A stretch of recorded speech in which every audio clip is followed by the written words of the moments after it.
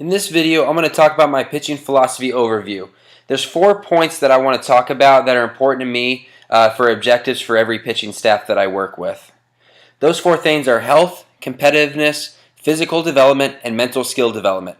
Throughout this presentation, I'm going to dive into each of those specifically and talk about what aspects about those I think are important. The first one is health. There's no question about it. If you're not healthy, you're not going to be able to help your team. So to me, the most important thing is making sure that you're able to be on the field to help the team. This is going to include things like arm care and taking care of your body.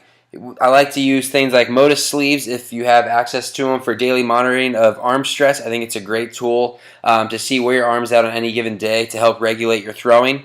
And for a more just easier version, just writing up your own tracking sheet that you can have your guys fill out every single day. Have them rate on a scale of 1 to 10 how they're feeling that day. If they're sore, have them write down notes of where they're sore. This will just give you a better idea of how to attack their program for that day or that week or going forward, and you can be able to track everything and just see really what's going on.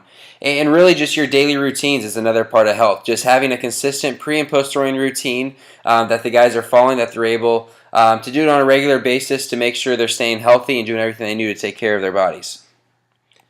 The next thing is competitiveness. I think we all would agree that we can do all the arm care stuff, we can do all the throwing stuff, we can take care of our bodies physically, but when we get on that mound, if we're not competitive, we're not gaining anything from it. The ultimate goal is to win games and to be able to compete on that mound. So I want guys to have a bulldog mentality, and this is going to look different for everyone. Some guys are going to be like Max Scherzer that are very animated and very expressive, and then other guys are going to be like Corey Kluber, who just goes about his business quietly and just silently dominates the game. So whatever, every player is going to be different when it comes to this aspect, but they have to have it inside of them, just that bulldog mentality to go right after guys. And another way that I like to really just work on competitiveness and practice is to make challenges in games inside of those practices that you have. Whether it's in a bullpen setting and you have 2 guys going head-to-head, challenging each other and having your other pitchers around the bullpen, heckling them and really trying to distract them. This is just a good practice environment to get guys, to feed off of each other and to be competitive. Another way to do this is just in the weight room. The weight room is a great opportunity to create the culture that you want.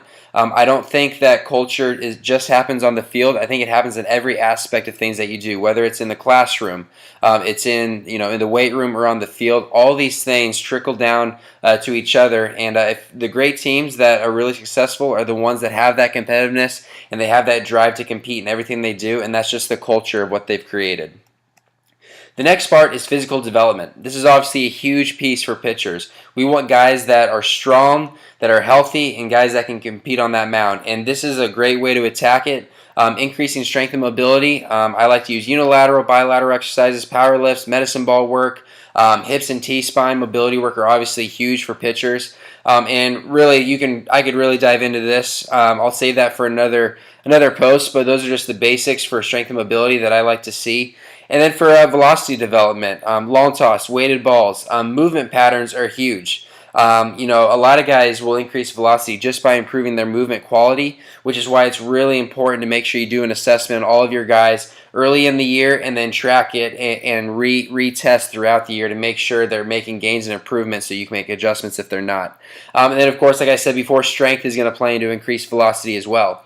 And obviously we want guys to throw hard, but we also need guys to throw strikes and to command the baseball. Weighted ball bullpens are a great way to do this. You can have a guy throw a 15-pitch bullpen, have him throw 5 with a 6-ounce, 5 with a 5-ounce, 5 with a 4-ounce. You can mix and match those, and what that's going to do is the heavier ball, the guys are going to have a tendency to miss up, as opposed to the lower ball or the lighter balls, they're going to have a tendency to miss down. So it's just a great proprioception exercise for them to have better feel of their release point and to work on fastball command.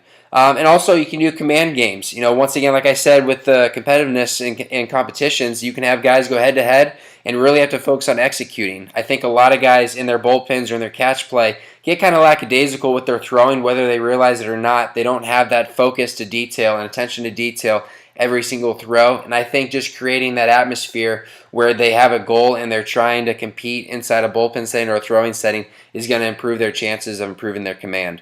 And then the last piece for physical development is pitch design. So it's one thing to be strong, we got the velocity, we got the command, now how do we develop pitches? If you're a program that's able to have a Rapsodo or a TrackMan or really high quality video analysis, you're obviously way ahead of the curve, and it's a great way to help design pitches.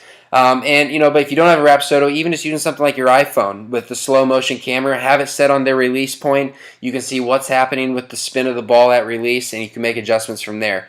So that's just a great way to work on pitch design. I think that's the last piece to work once the guys have gained velocity and command of their pitches. The next thing is to really start to develop those pitches and to improve them the best you can. And the last piece, which I think is overlooked a lot, is mental skills development. I think every pitcher and hitter, for that matter, needs to have a pre-pitch routine. What are they doing before every single pitch? Is it taking a deep breath?